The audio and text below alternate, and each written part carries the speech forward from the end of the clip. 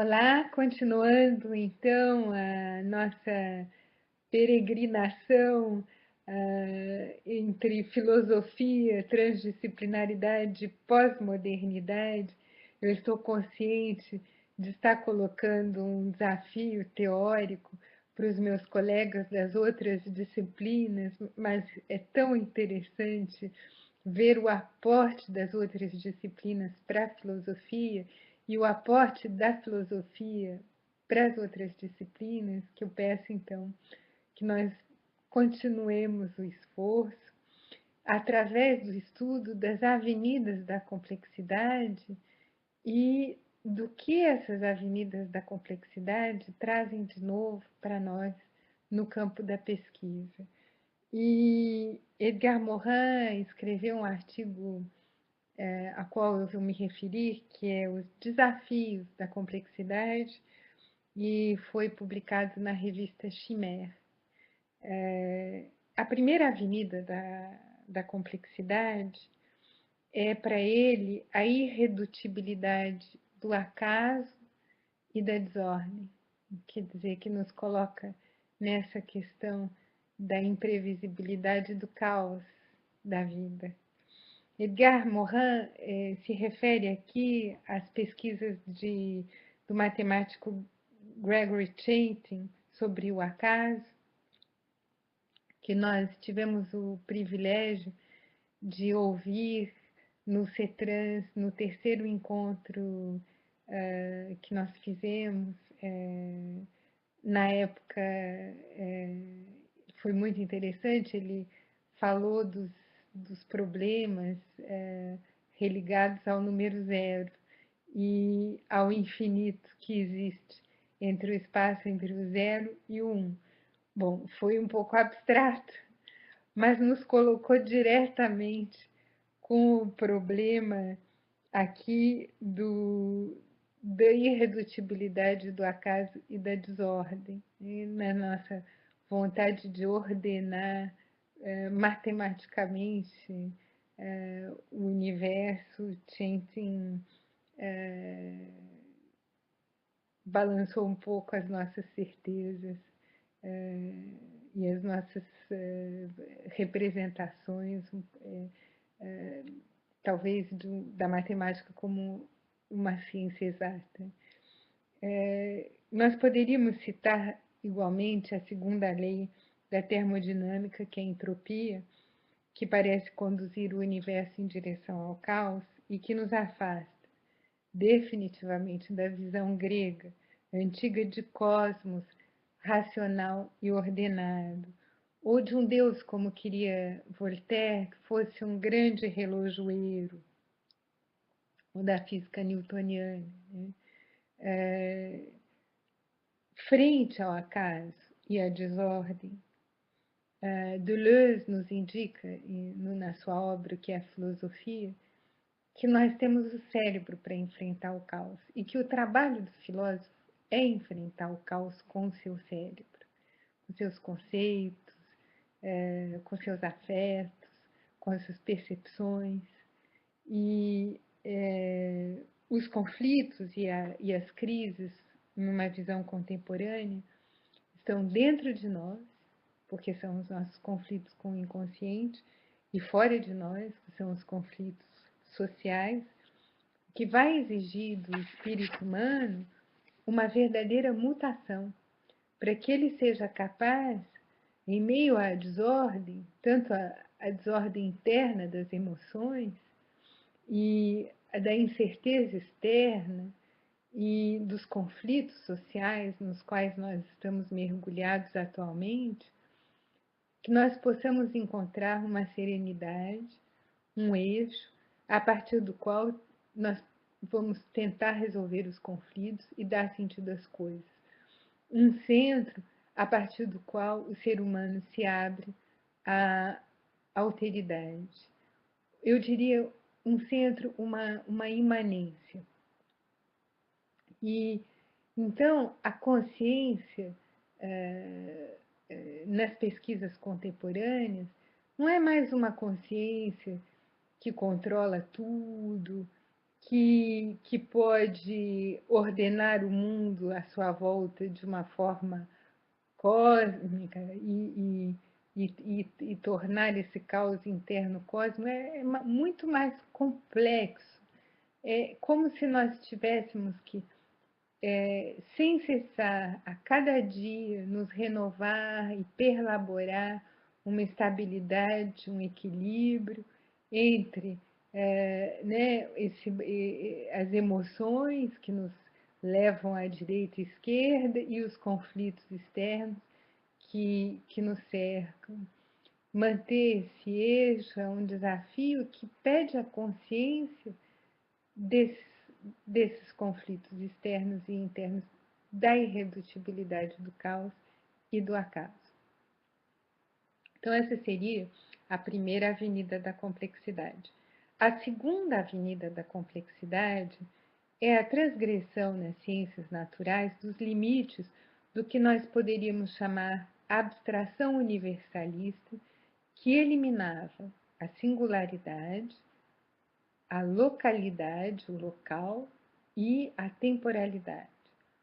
Ou seja, como disse Bachelard, uma experiência que acontece aqui, agora, não pode ser dita, válida, para sempre, em todos os lugares e em todos os tempos. Há uma relatividade. E ainda, além do que, essa experiência pode revelar a existência de vários níveis de realidade, obedecendo a regras muito diferentes, pois uma realidade no nível quântico, a realidade no nível da partícula e a realidade no nível macrofísico são extremamente diferentes, o que introduz as noções de relatividade e, como sublinha Morin, de singularidade. Essas descobertas das ciências naturais sobre a relatividade são muito importantes para a filosofia, sobretudo para a filosofia oriunda das luzes, que gostaria que os valores humanos fossem universais, acessíveis a todos, sempre e em todos os lugares. Foi a proposta, ainda é a proposta hoje, dos direitos universais humanos. O que o pensamento da complexidade nos traz é que é necessário articular esses valores humanos concebidos como sendo universais aos contextos muito relativos nos quais as vidas humanas singulares se desenvolvem, a fim de que a proibição de violência, a integridade física das pessoas e psíquica, sua dignidade inalienável, sejam efetivamente respeitadas. A articulação do texto dos direitos humanos aos diferentes contextos mundiais é, portanto, de natureza complexa. E a possibilidade de se pensar livres e iguais exige um esforço de transmissão dos valores humanos que pressupõe pensar a singularidade, a pluralidade de cada história, em cada país, e de articular o subjetivo e o objetivo para resolver conflitos únicos, situados no espaço e no tempo. Portanto, é muito diferente dizer, bom, todo ser humano nasce igual, livre, em dignidade e em direito, e deve se comportar um com o outro com espírito de fraternidade. Esse é o artigo 1 da Declaração Universal dos Direitos Humanos. Bom, deve se comportar fraternalmente. Agora, consegue? Será que é igual em dignidade e em direito? É possível esse comportamento fraterno? Até quando? Como? Em que circunstâncias? Aonde é necessário colocar limite? E somos iguais mesmo? Até que ponto? Portanto, nós precisamos perlaborar esses direitos humanos de forma que essa regra, que é uma regra utópica, pois ela coloca o paradoxo da moral, como nós vimos, né? Ela ela é uma regra que se quer aplicada a pessoas extremamente diferentes, em contextos diferentes, e sendo ela mesma única. Então, isso vai pedir um esforço de adaptação, de reflexão, de ajuste em situação, para que de fato nós tenhamos um comportamento fraterno uns com os outros, para que de fato nós sejamos capazes de cooperar uns com os outros, para que de fato nós sejamos tratados com igual dignidade, homens e mulheres, por exemplo, em todos os países, em todos os lugares, seria tão bom. Então, o que o Edgar Morin discute aqui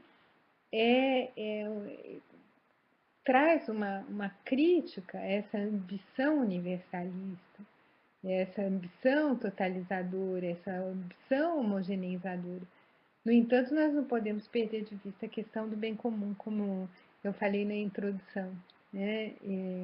Nós estamos na complexidade, sim, mas nós não podemos perder a ambição de um bem comum, de um horizonte que seja compartilhado e dessa fraternidade entre homens e mulheres, que está posta na Declaração Universal dos Direitos Humanos. A terceira avenida da complexidade é a da complicação. O problema da complicação, surgiu a partir do momento onde nós vimos que os fenômenos biológicos e sociais apresentavam um número incalculável de interações, de interretroações, uma fabulosa complicação que não poderia ser computado mesmo pelo mais potente computador. E Niels Bohr diz que as interações que mantêm vivas um organismo de um animal são tais que é impossível estudá-lo em vivo. Para estudá-lo corretamente é preciso matar o animal, dissecar, estudar in vitro, porque nós não conseguimos em vivo estudar o animal. Então, como é que nós vamos fazer para não matar o animal? E aí entra a questão da transdisciplinaridade, da multiperspectiva, para lidar com essa complicação, né? Graças ao diálogo transdisciplinar entre pesquisadores de diferentes disciplinas, o exercício das multireferências e das multiperspectivas, nós podemos dar conta de uma problemática científica. A reunião de diferentes pontos de vista pode nos permitir sair da complicação, produzir modelos de inteligibilidade transdisciplinar e organizar essa complicação aparente. Portanto, é muito interessante quando pessoas com percepções diferentes, representações e perspectivas diferentes sentam juntos para, por exemplo, resolver um problema de gestão, como passar de uma gestão competitiva para uma gestão cooperativa e mais humana no mundo de hoje, em meio aos conflitos e rivalidades que nos cercam. Por exemplo, muito obrigada e até a nossa próxima vez.